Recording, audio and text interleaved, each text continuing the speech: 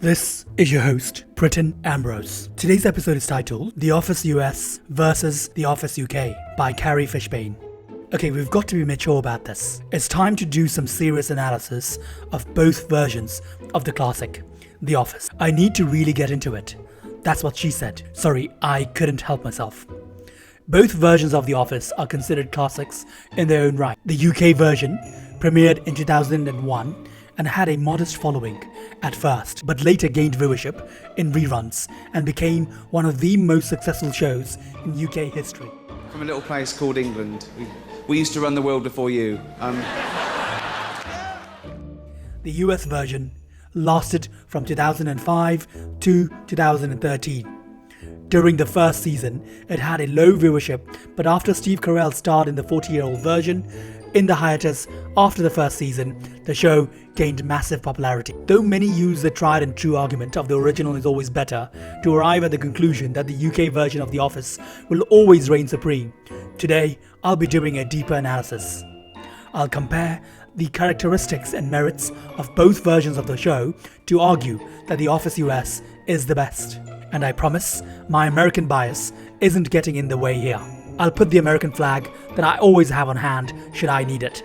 The occasion arises more than you think, and my emergency wear number 1, red, white and blue t-shirt and matching socks away for the time being. I genuinely like the US version of the show better, and I have my reasons other than the fact that in the US it's not legally required but heavily encouraged to have a borderline psychotic level of patriotism. I admit my biases. My sense of humor has American sensibilities and I'm used to the American format of TV. But I believe that the US show is better. Don't get me wrong.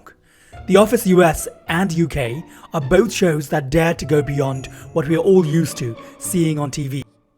I'll get into that a bit later.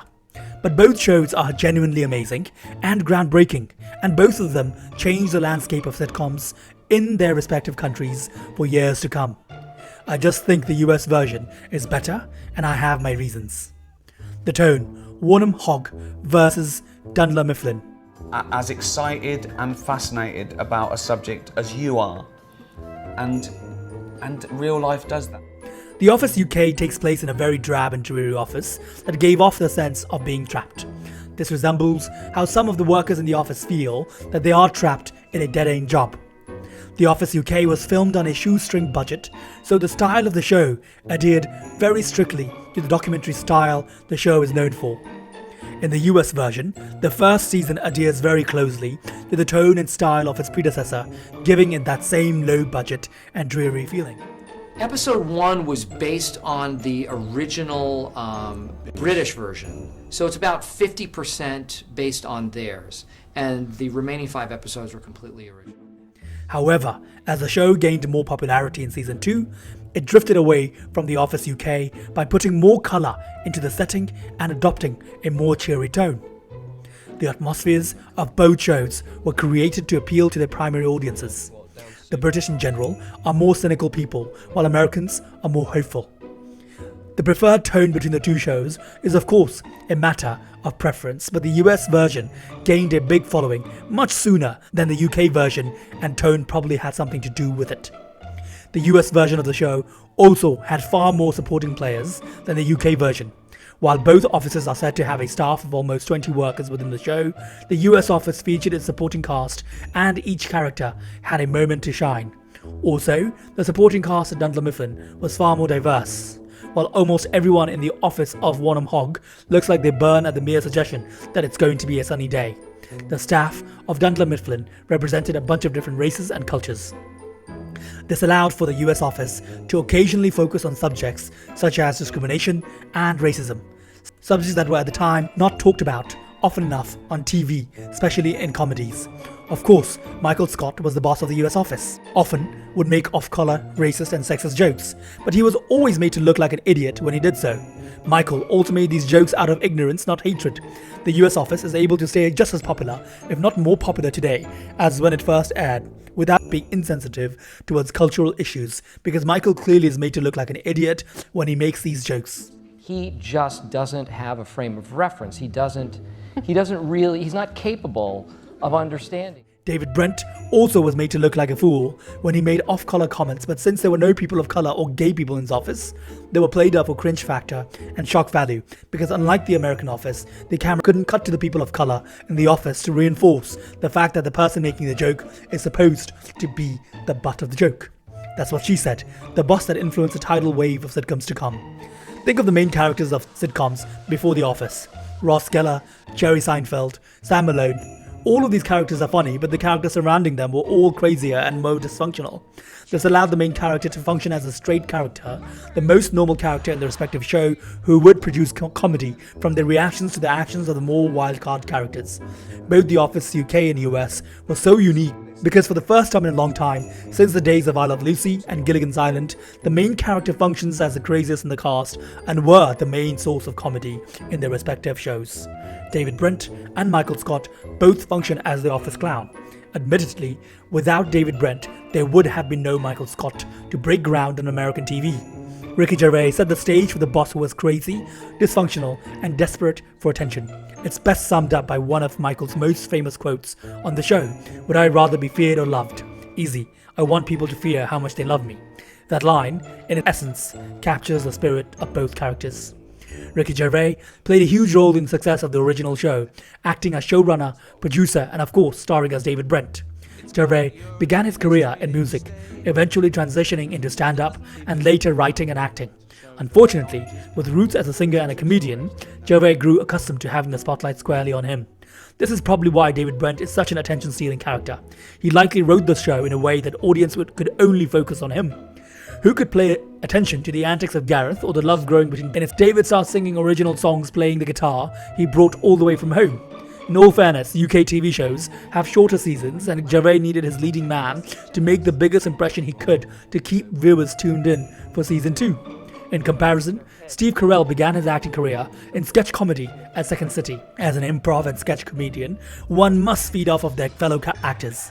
He later was employed on The Daily Show as a correspondent next to rising megastar Jon Stewart, where he learned what it meant to be a support-given outlandish character in each segment he took part in. Finally, his big break occurred when he landed the role of Michael Scott in The Office. Michael is a very attention-grabbing character, naturally given his personality, but he still leaves room for other characters to shine in the contained 21 minutes per episode.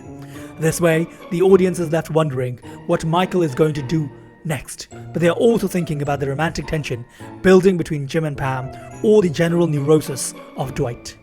Also, Michael Scott is in general a far more lovable character than David Brent. In David, we just get a silly clown who likes pulling pranks just for the hell of it, but Michael on numerous occasions expresses that he feels like his workers are his family. While David's pranks come off as cold-hearted and at times even cruel, the audience knows that with every potentially mean prank, at the end of the day, Michael is pranking and joking out of genuine love and friendship.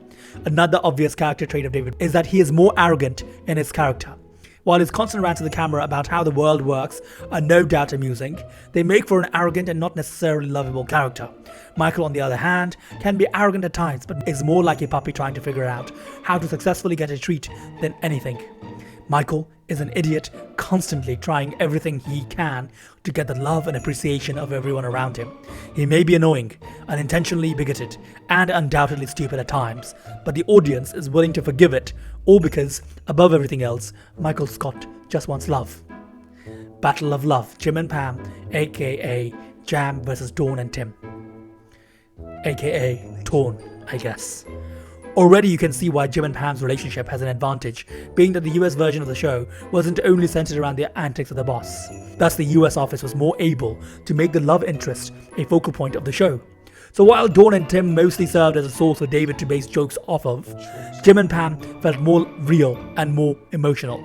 The US office also has the advantage of having lasted 9 seasons, while the UK version only lasted 2 and a couple of Christmas episodes. Therefore, Jim and Pam and their relationship had more time to grow and develop throughout the series, while Tim and Dawn only had 14 episodes to wrap up their story. So adding to the lack of focus on the relationship, it's hard for Tim and Dawn to compare to the sitcom relationship that took America by storm in the early part of the 20th century. So it's really not a fair matchup, but I have to give this one to Jam. War of the Weirdos, Dwight versus Gareth. There are three things you never turn your back on: bears, men you have wronged, and a dominant male turkey during mating season. Dwight and Gareth are two hilarious characters, with their hilarity only compounded by their undying loyalty to their boss and their animosity against the closest person to normal in either of their respective offices, namely Jim and Tim. They both are unflinchingly faithful to the companies they work for and have a rigid and unquestionably weird moral code. But there are a few key differences between the characters. Dwight was played by Rainn Wilson and Gareth was played by Mackenzie Crook. The actors' style of acting changed their characters a lot. Wilson played Dwight as a very domineering and self-confident character, while Crook played Gareth to be more awkward. I suppose it depends on taste, but Wilson's performance allowed for it to seem like the character leaned into his own weirdness, while Gareth almost seemed ashamed of his zany ways. Dwight was raised on an Amish farm, and occasionally his hands are stained with beet shoots in a way that makes him look like he committed murder, and he's not afraid to show it. Which brings us to my next point. Dwight has a backstory. Shoot Farms is the most insane and irrational backstory a writer could give a character, but it still did the trick and humanized Dwight. We always sympathize more with weird people if we know how they got that way. And Dwight definitely has an excuse to be weird, given how insane his upbringing was. He was raised by time-traveling Amish farmers, for crying out loud.